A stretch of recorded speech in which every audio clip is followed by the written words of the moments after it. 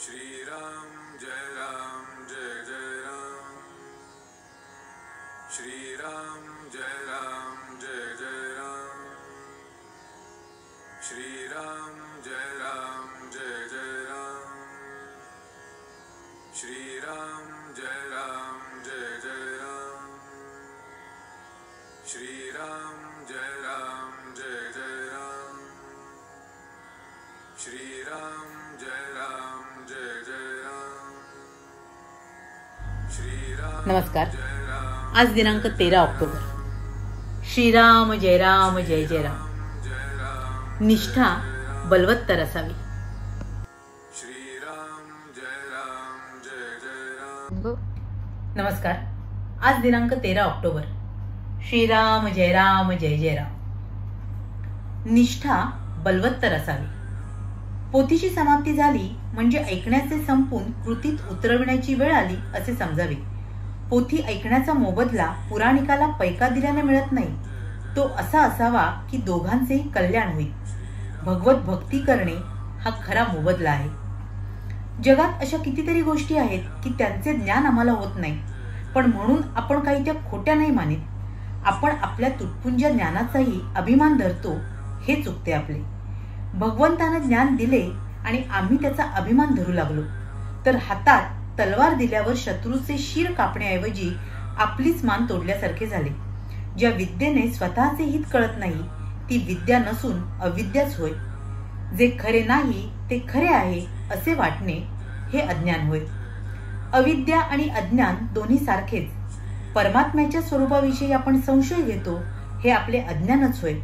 देव आपल्याला आणि आपल्या कृतीला पाहतो ही जाणीव असणे म्हणजे ज्ञान होय। प्रत्येकाला त्याची गरज भागेल एवढे भगवंत देतच असतो, म्हणून आहे त्यात समाधान ठेवावे। ज्याचे समाधान भगवंतावर अवलंबून आहे त्याचे समाधान कोणत्याही परिस्थितीत टिकेल। आपली निष्ठा अशी बलवत्तर असावी की तिच्यामुळे आपले समाधान राहील। हरिश्चंद्र, प्रल्हाद वगैरे मोठमोठ्यांचा किती छळ झाला, पण त्यांची निष्ठा अति बलवत्तर असल्याने ते त्या छळातून सुखरूप पार पडले। परिस्थिती सारखी बदलत असते, म्हणून जे फळ आपण आज मागतो ते बदललेल्या परिस्थितीत सुखाचे होईलच याची खात्री नाही।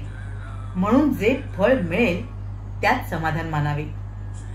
गीतेत असे सांगितले आहे की सर्व धर्म सोडावेत पण भगवंताला शरण जावे, पण ते न करता आपण विषयाला शरण जातो।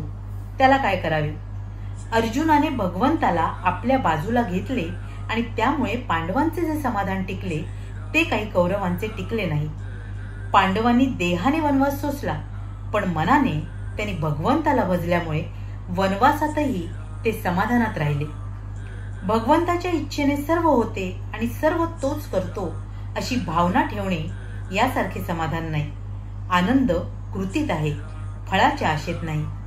नामस्मरण ही कृती केली तर शाश्वत आनंद आणि समाधान आपल्याला मिळाल्या वाचून राहणार नाही। जे घडते ते भगवंताच्या इच्छेने घडते अशा खऱ्या भावनेने एक वर्षभर जो राहील त्याला समाधान हे काय हे खात्रीनेच कळेल। नाम घेताना देवाला सांगावे, प्रपंचातले काही मला देऊ नकोस, मला तुझे प्रेम दे। श्रीराम जय जय राम।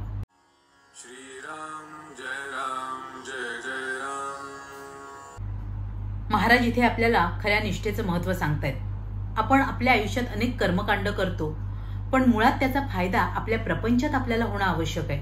आणि अर्थातच भगवत भक्ती ही त्याच्यामुळे प्राप्त झाली पाहिजे, तरच त्याचा निश्चितपणे फायदा होईल। आपल्याला खूप ठिकाणून ज्ञान मिळत असतं, ज्ञानाची प्राप्ती होत असते, पण सगळ्याच गोष्टी आपल्याला काही मुळापासून कळतात असं नाही। पण आपल्याला जे ज्ञान प्राप्त होतो त्या ज्ञानाचाही आपल्याला खूप अहंकारच निर्माण होतो आणि मग अशा ज्ञानाचा काहीच उपयोग होत नाही। ते ज्ञान हे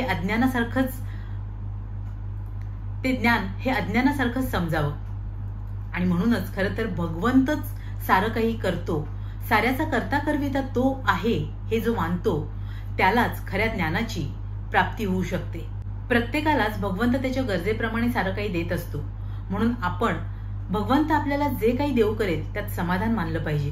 परिस्थिती बदलली तरी आपली वृत्ती स्थिर राहणं आवश्यक आहे आणि मग परिस्थितीचा आपल्या कोणत्याही गोष्टीवर परिणाम न होता आपल्याला समाधानाची प्राप्ती होऊ शकते. आणि मुळात महाराज म्हणतात की या साऱ्यासाठीच भगवंतावरची निष्ठा अत्यंत आवश्यक आहे, जशी हरिश्चंद्र प्रल्हाद यांची होती. म्हणून त्यांच्या बाबतीत परिस्थिती कितीही बिकट असली तरी त्यांनी आपली साधना, आपली निष्ठा सोडली नाही आणि म्हणूनच साऱ्यातनं ते तरुण गेले. आणि म्हणूनच आपणही आपल्या गुरुने आपल्याला जे साधन देऊ केलेलं आहे ते साधन सातत्याने, चिकाटीने आणि मुळात निष्ठेने करणं आवश्यक आहे. माझा परमेश्वर माझ्यासाठी जे काही करतो आहे ते माझ्या हिताचंच करतो आहे आणि म्हणून मी सातत्याने त्याचं नाम घेत राहीन आणि माझ्या भगवंताची अनुसंधान ठेवून माझ्या समाधानाची, माझ्या भगवंताची प्राप्ती करून घेईन. ही निष्ठा बलवत्तर होणं आवश्यक आहे. ही निष्ठा बलवत्तर केवळ नामस्मरणानेच होऊ शकते. म्हणूनच आपण त्या गुरुचरणी हीच प्रार्थना करूया की तुमच्या कृपा आशीर्वादाने मला माझी निष्ठा कायम ठेवता येऊ, नाम सातत्याने घेता येऊ आणि माझ्या भगवंताला प्राप्त करता येऊ. हीच त्या गुरुचरणी पुन्हा पुन्हा प्रार्थना. तुम्हा साऱ्यांसाठीच खूप सारी गुरु ब्लेसिंग्स. श्रीराम जय राम जय जय राम. श्री स्वामी समर्थ. जय Gurudev. Shri Ram Jai Ram Jai Jai Ram. Shri Ram Jai Ram Jai Jai Ram. Shri Ram Jai Ram